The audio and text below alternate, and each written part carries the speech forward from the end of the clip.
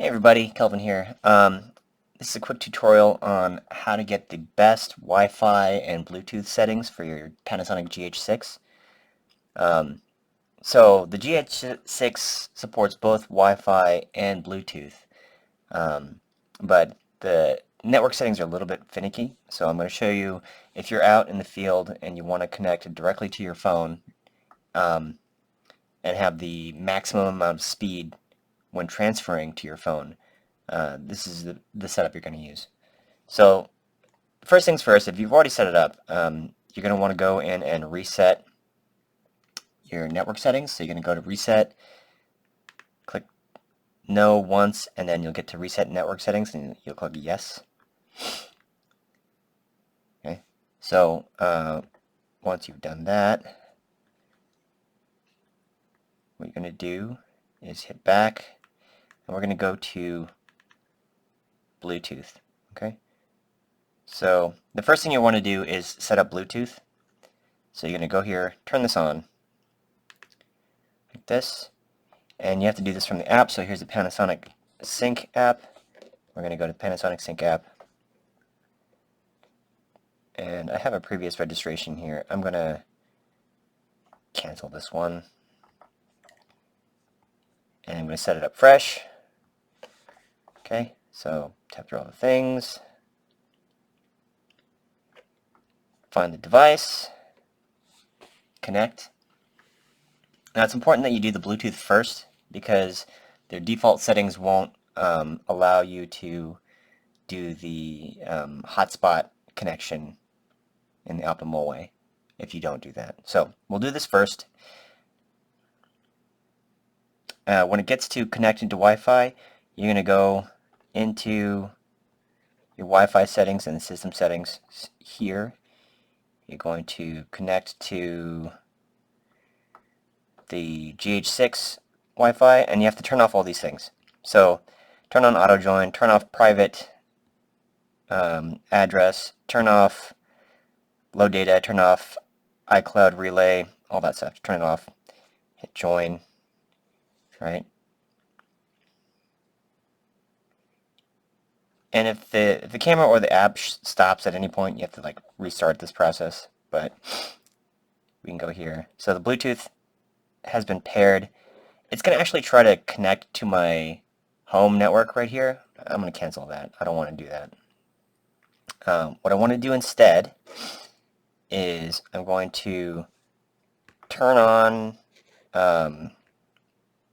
well, first, once the Bluetooth pairing is finished, you see it's finished here, we're going to go to auto transfer, turn that on, off, leave it off, sorry. We're going to turn on location logging. So turn on location logging, and this will GPS tag your photos if your Bluetooth device or your phone is in range while you're taking pictures, which is what you want, right? You want to geotag all of your photos. So turn that on, and then from there, you're going to want to go to Wi-Fi network settings here at the bottom of Bluetooth for some reason. But you go there, and then what we're going to do is we're actually going to turn on the personal hotspot on your smartphone here, and we're going to connect to that. And you have to do this from list.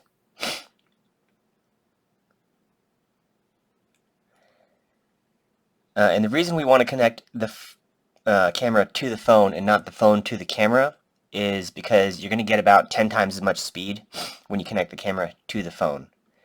So you can see here Kelvin's iPhone, that's me, this one here. We're going to connect to that. It's got this obnoxious keyboard. I have to type in my password, which is just one dead beef, right? So I'll go to this really lame keyboard like this. D E A D B E E F. Set. Okay, and when this connects, you'll see the green bubble pop up right here. Android phone is going to be a little bit different, but more or less the same in terms of like connecting a device to your hotspot. Okay, so the camera's connected to the hotspot. It's going to turn itself off as soon as it leaves that setting menu. So you see the green bubble's gone, but it did connect once, and that's what we want. We're going to go back to the app, and Bluetooth is still paired and tethered. We actually want to turn that off whenever we want to turn on the Wi-Fi. So you're going to go in here and in the app, just turn it off like this. You see it's still registered, but we turn it off, okay? And then nothing's connected. But from here, we're going to go back to the settings and this time go to Wi-Fi. And we're going to go Wi-Fi function. And we're going to go control new, let me show you that. New connection and then control with smartphone. You're going to want to do new connection, control with smartphone every time. But in this case, it's right there. And it's going to want to try to connect the phone to the camera. We don't want that. We're going to hit display, right? And then we're going to go via network. And then what it's going to do is it's going to try to use that network that we just put in, which is the tethering, the hotspot tethering, okay? Now that it connected, we got the green bubble, right? We're going to go back to the app. And if it doesn't automatically reload it, you have to force quit it and restart the app, which is lame. But we do that, and you'll see here, it's going to say, okay, establish Wi-Fi connection, and you're going to hit yes. And now, when we're connected with the green bubble over the hotspot, this will work out in the field, away from home. When we go and do things like remote shooting, it's actually very responsive. Let me pick this up, and you can watch the phone. You can see here the frame rate is really good, okay? And then also, let me just go back. Also, when we do import images, this is substantially faster, okay? So I've got a bunch of photos. These are all about 10 megabytes each. And you can see here, if I go to import any of these photos, they import in about 1 second. Whereas if you did it the other way and you connected from the phone to the camera instead, it would take much longer, like maybe 10 seconds. But this is the fastest way. So camera to phone on a hotspot. This will work out in the field, and you'll get the fastest transfer time possible. Yeah, if you're recording in like 4K and you're doing video, you can expect that, if your video is like, I don't know, 2 minutes, it may download that file in about a minute, right? Whereas if you try to do it any other way, it's going to be a lot slower. That's to the phone. Obviously, if you're going to do a cable to your computer, that's a different story. Or if you're going to just use an SD card, that's a different story. But if you're out in the field and you want to just quickly transfer to your phone so that you can upload to Instagram or whatever, this is the best way, right?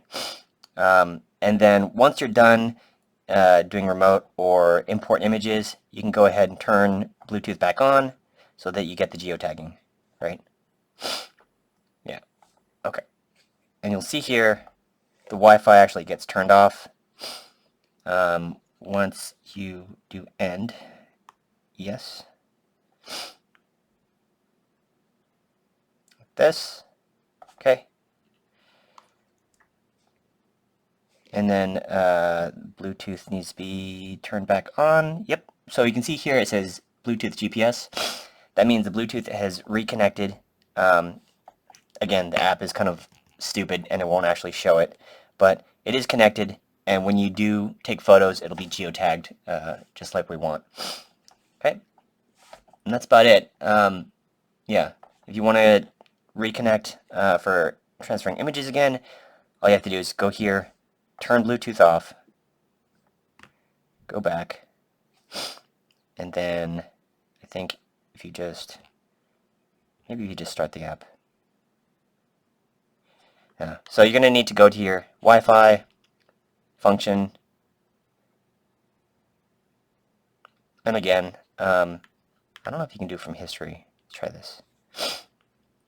History might not work. I've had the best luck with just doing a new connection every time.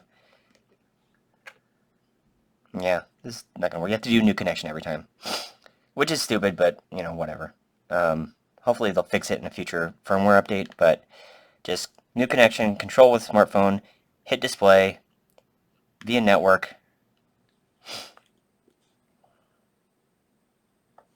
going to select your hotspot name in the list. Oh, actually, it'll get it automatically because it's in the history. Right? And then, once it's connected,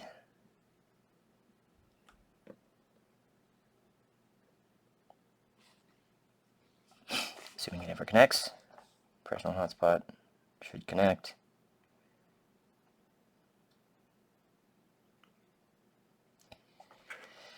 Try it again, I guess.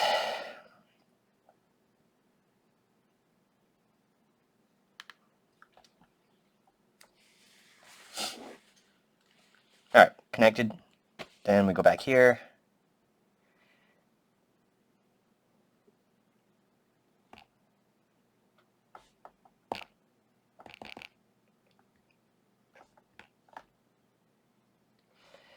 I guess force quit the app because yay, there's their app. Okay, right. So you can have force quit the app too, but whatever, not a big deal. Now we can go back to remote shooting or import images.